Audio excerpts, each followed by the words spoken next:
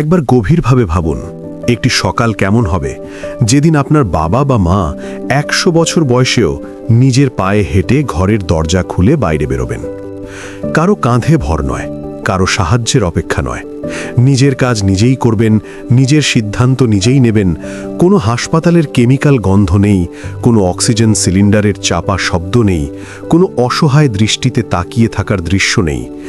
এই ছবিটা যতটা শান্তির, ঠিক ততটাই এটি আমাদের সামনে একটি ভয়ঙ্কর প্রশ্ন দাঁড় করিয়ে দেয়। কারণ বাস্তবে অধিকাংশ মানুষের জীবন এই ছবির ঠিক উল্টো পথে চলে যায়। আমি ডক্টর মাহমুদুল হক গত ৪ দশকেরও বেশি সময় ধরে মানুষের শরীরকে খুব কাছ থেকে দেখেছি, রোগী হিসেবে নয়, একজন মানুষ হিসেবে। আর সেই অভিজ্ঞতা থেকেই আজ আমি আপনাদের সামনে একটি প্রশ্ন রাখতে চাই। কেন মানুষের শরীরের যা প্রকৃতিগতভাবে ১০০ বছর পর্যন্ত সচল থাকার জন্য তৈরি, তা ৫০ পার হতেই ধীরে ধীরে ভেঙে পড়তে শুরু করে?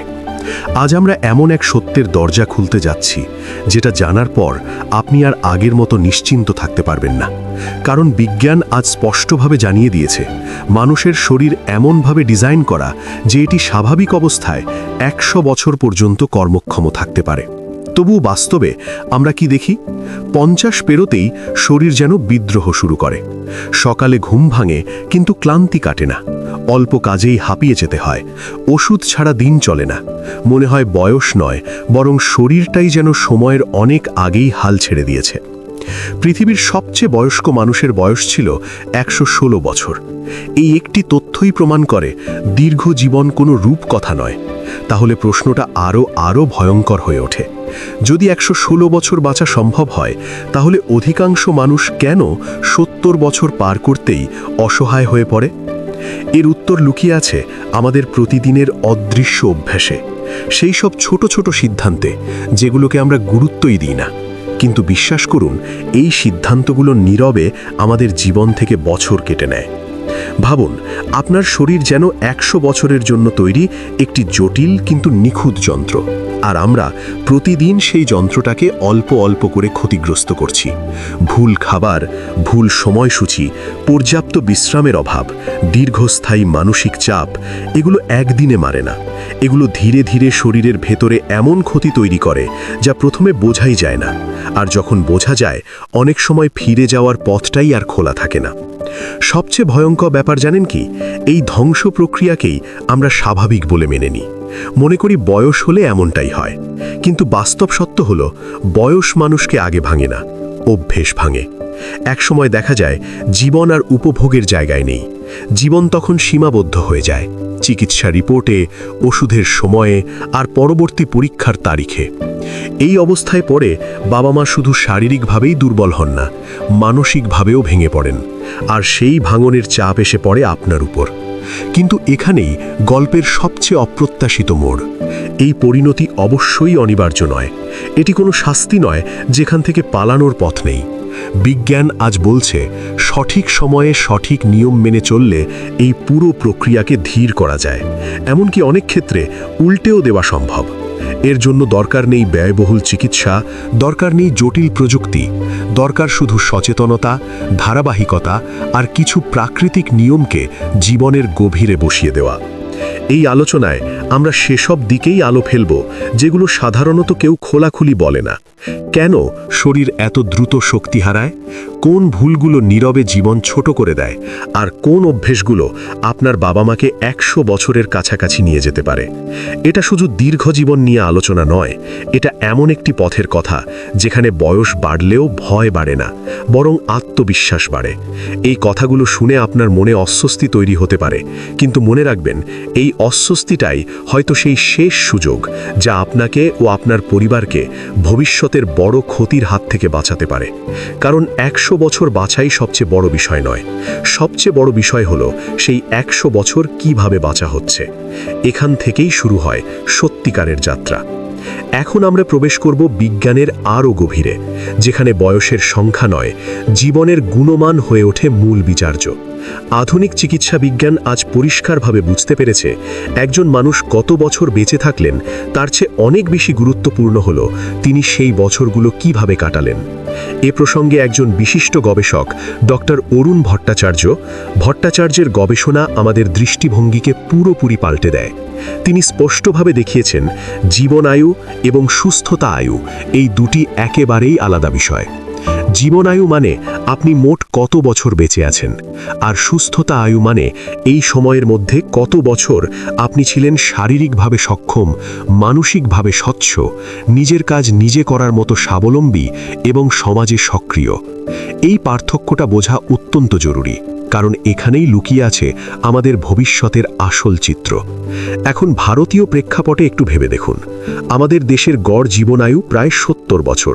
শুনতে ভালো লাগলেও এর আড়ালে লুকিয়ে আছে একটি ভয়ঙ্কর সত্য।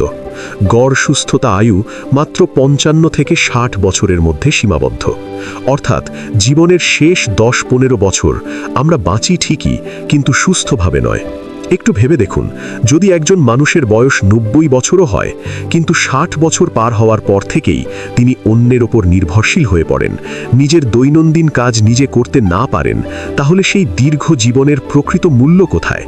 শুধু শ্বাস নেওয়া কি জীবন, নাকি জীবন মানে স্বাধীনভাবে বাঁচা?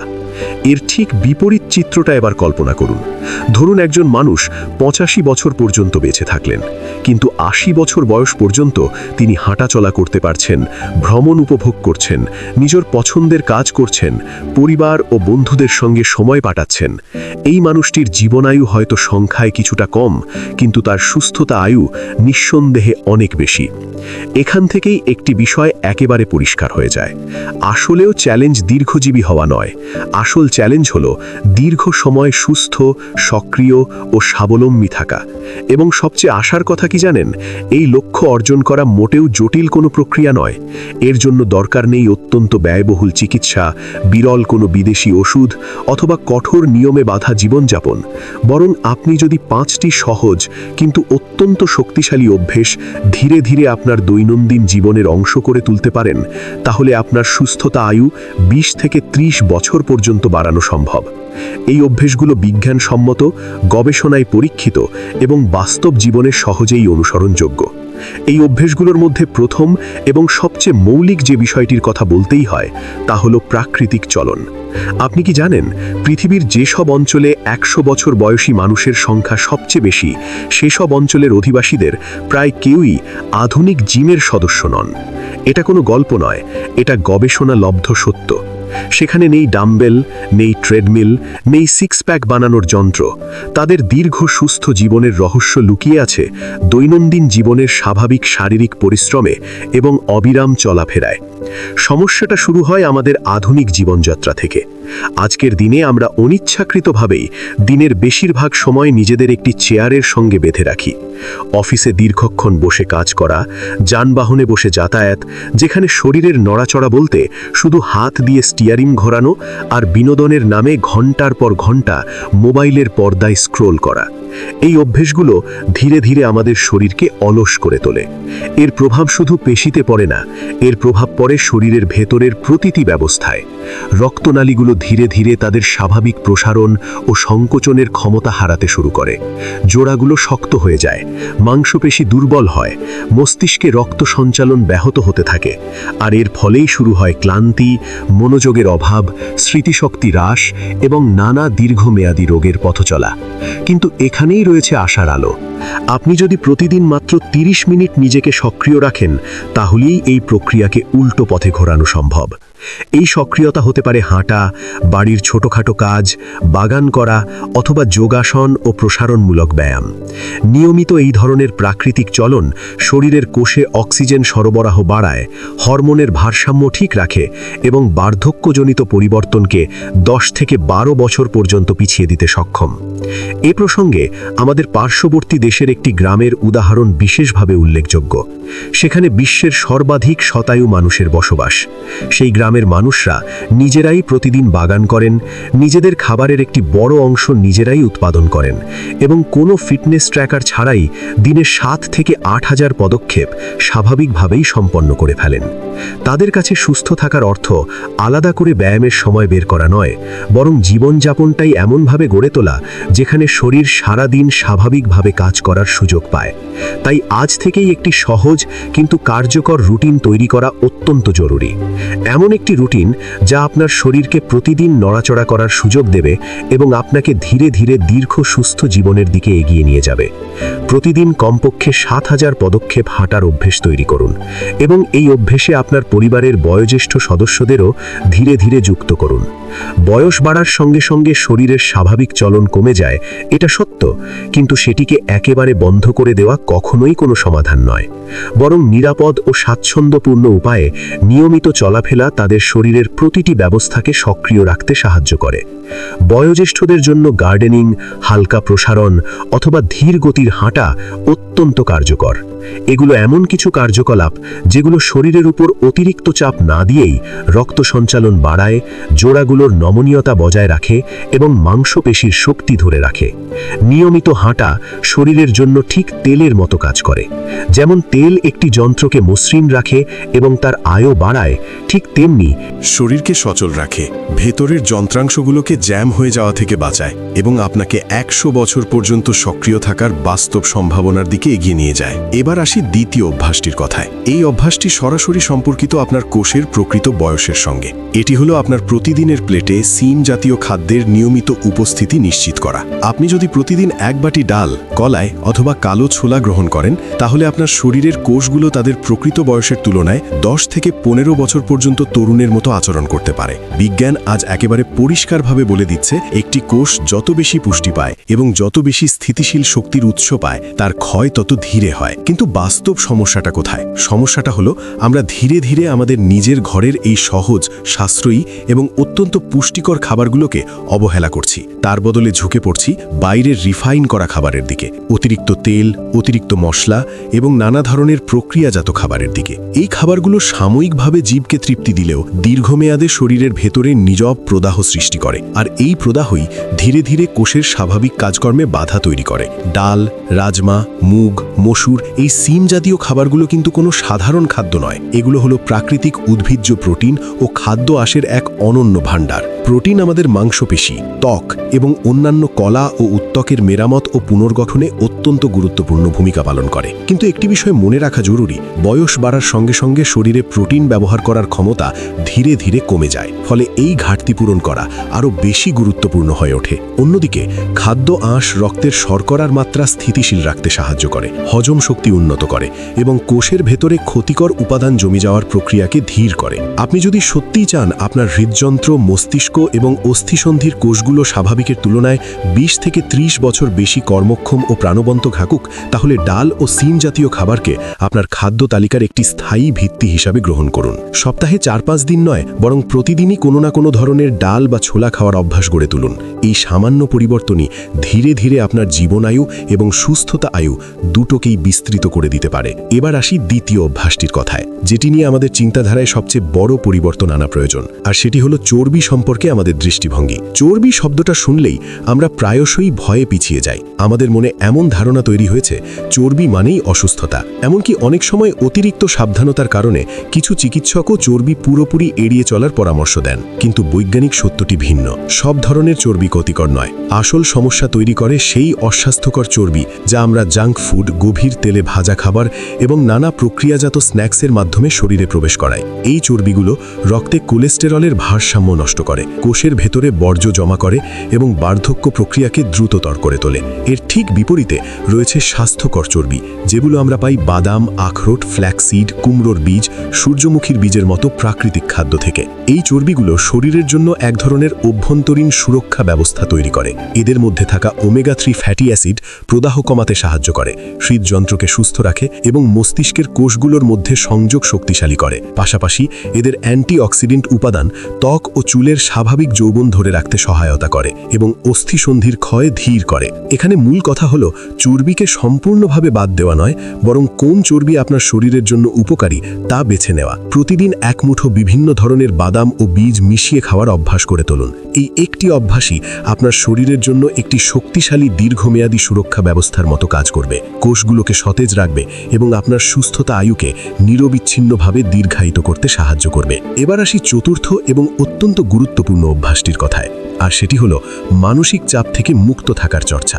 বারবার মনে রাখা দরকার, কেবল বয়সের সংখ্যা কাউকে বুড়ো করে তোলে না, বরং দীর্ঘদিনের মানসিক চাপই শরীরকে দ্রুত ভেঙে দেয়। যেমন একটি ইঞ্জিন অতিরিক্ত তাপে ধীরে ধীরে তার কার্যক্ষমতা হারায়, ঠিক তেমনি দীর্ঘস্থায়ী মানসিক চাপের সময় শরীরে নিঃসৃত কর্টিসল হরমোন আমাদের ডিএনএর গঠনের সূক্ষ্ম ক্ষতি সৃষ্টি করে।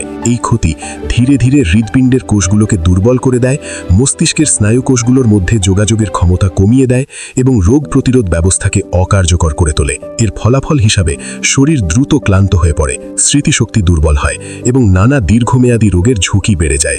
সমস্যাটা হলো আধুনিক জীবনে মানসিক চাপ এড়ানো প্রায় অসম্ভব বলে মনে হয়। কর্মক্ষেত্রের দায়িত্ব, আর্থিক অনিশ্চয়তা, পারিবারিক টানাপোড়েন এবং সম্পর্কের জটিলতা সব মিলিয়ে আমাদের মনের ভেতরে সারাক্ষণই এক ধরনের অদৃশ্য চাপ কাজ করে। এই চাপের ফলেই আমরা নিজেদের বয়সের তুলনায় বেশি ক্লান্ত, নিস্তেজ এবং বয়স্ম দেখাতে শুরু করি। কিন্তু সুখবর হলো এই অবস্থার একটি অত্যন্ত সহজ, কার্যকর এবং বিজ্ঞানসম্মত সমাধান রয়েছে। প্রতিদিন মাত্র 10 থেকে 15 মিনিট ধ্যান, প্রার্থনা অথবা গভীর শ্বাস প্রশ্বাসের অনুশীলন, এই ছোট্ট অভ্যাসটুকুই এই ক্ষতিকর প্রভাবকে ধীরে ধীরে উল্টো পথে ঘুরিয়ে দিতে পারে। বৈজ্ঞানিক গবেষণায় প্রমাণিত এই অভ্যাসগুলো কর্টিসল হরমোনের মাত্রা কমায়, হৃদস্পন্দনকে স্থিতিশীল করে এবং মস্তিষ্কের অতিরিক্ত উত্তেজনা প্রশমিত করে। আপনার বিশ্বাস বা জীবন দর্শন যাই হোক না কেন, প্রতিদিন কিছু সময় সম্পূর্ণ নীরবতায় কাটানো এবং নিজের শ্বাসের গতি ও গভীরতার উপর মনোযোগ কেন্দ্রীভূত করা ধীরে ধীরে মানসিক ভারসাম্য ফিরিয়ে আনে। এই অনুশীলনগুলো ধীরে ধীরে আপনার ভেতরে একটি গভীর আস্থার অনুভূতি তৈরি করে। আপনি বুঝতে শুরু করেন, সব চাপ, সব দুশ্চিন্তা স্থায়ী নয়, সেগুলো সময়ের সঙ্গে সঙ্গে প্রশমিত হতে পারে। এই মানসিক শান্তি শারীরিক সুস্থতার জন্য একটি দৃঢ় ভিত্তি তৈরি করে, আর এই ভিত্তির ওপর দাঁড়িয়েই গড়ে ওঠে একটি দীর্ঘ, সুস্থ ও মর্যাদাপূর্ণ জীবন। এবার আমরা পৌঁছাই পঞ্চম এবং শেষ কিন্তু অত্যন্ত সশক্তিশালী রহস্যটির কাছে, আর সেটি হলো উপবাস বা ফাস্টিংয়ের বিজ্ঞান।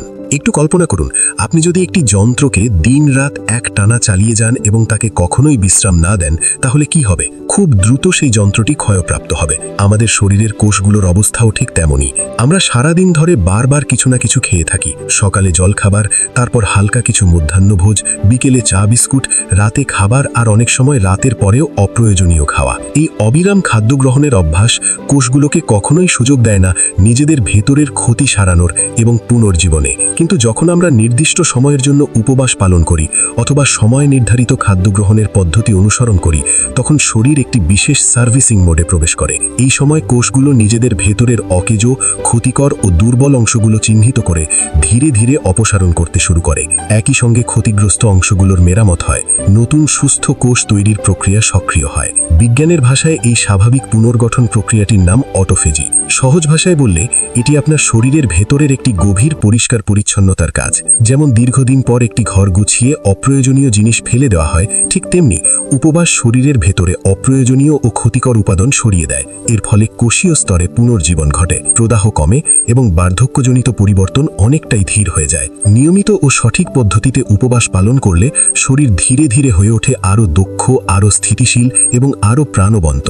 সব মিলিয়ে আজ একটি বিষয় খুব পরিষ্কারভাবে বলা যায়, 100 বছর ধর পর্যন্ত সুস্থ ও সক্রিয় জীবনযাপনের রহস্য কোনো জটিল ওষুধে নয়, কোনো ব্যয়বহুল চিকিৎসায় নয় এবং কোনো অলৌকিক পণ্যের মধ্যেও নয়। এই রহস্য লুকিয়ে আছে কিছু সহজ, প্রাকৃতিক এবং ধারাবাহিক অভ্যাসের মধ্যে। প্রতিদিন স্বাভাবিক চলাচল বজায় রাখা, নিয়মিত সিম জাতীয় খাবার গ্রহণ, শরীরের জন্য উপকারী চর্বি বেছে নেওয়া, মানসিক প্রশান্তির জন্য প্রতিদিন সময় বের করা এবং বিজ্ঞানসম্মত উপবাসের অনুশীলন, এই 5টি অভ্যাস একসঙ্গে আপনার সুস্থতা আয়ুকে অবিশ্বাস্যভাবে বাড়িয়ে দিতে পারে। এই পথ চলা আজ থেকেই শুরু করুন এবং এই জ্ঞান আপনার বাবা-মা, পরিবারের বয়োজ্যেষ্ঠ সদস্য এবং প্রিয়জনদের সঙ্গে ভাগ করে নিন, কারণ তাদের সুস্থ, সক্রিয় ও স্বাবলম্বী জীবন আপনার নিজের জীবনের সবচেয়ে বড় সাফল্য হয়ে উঠতে পারে। আমি একজন চিকিৎসক হিসাবে একটি কথাই আপনাকে অনুরোধ করে বলতে চাই, এই ধরনের সত্য, সহজ ও জীবন বদলে দেওয়া তথ্য যত বেশি মানুষের কাছে পৌঁছাবে, তত বেশি পরিবার অযথা কষ্ট থেকে বাঁচবে। তাই যদি আপনি চান ব্যথা, দুর্বলতা ও অসহায়তার আগে সঠিক জ্ঞান আপনার হাতে থাকুক, তাহলে এখনই আমাদের চ্যানেল ব্যথার সমাধান সাবস্ক্রাইব করুন, এই ভিডিওটি লাইক করুন এবং যাদের বাবা মা আছেন, যাদের আপনি ভালোবাসেন, তাদের সঙ্গে এই ভিডিওটি শেয়ার করুন। ব্যথার সময় সমাধান চ্যানেলে আমরা প্রতিদিন চেষ্টা করি সহজ ভাষায় সত্য তথ্য দিয়ে আপনাকে সুস্থতার পথে এক ধাপ এগিয়ে নিতে। সচেতন থাকুন, সক্রিয় থাকুন এবং প্রতিদিন নিজেকে আরও একটু ভালো রাখুন। আমি আবার দেখা করব নতুন একটি গুরুত্বপূর্ণ বিষয় নিয়ে। ততদিন পর্যন্ত নিজের যত্ন নিন।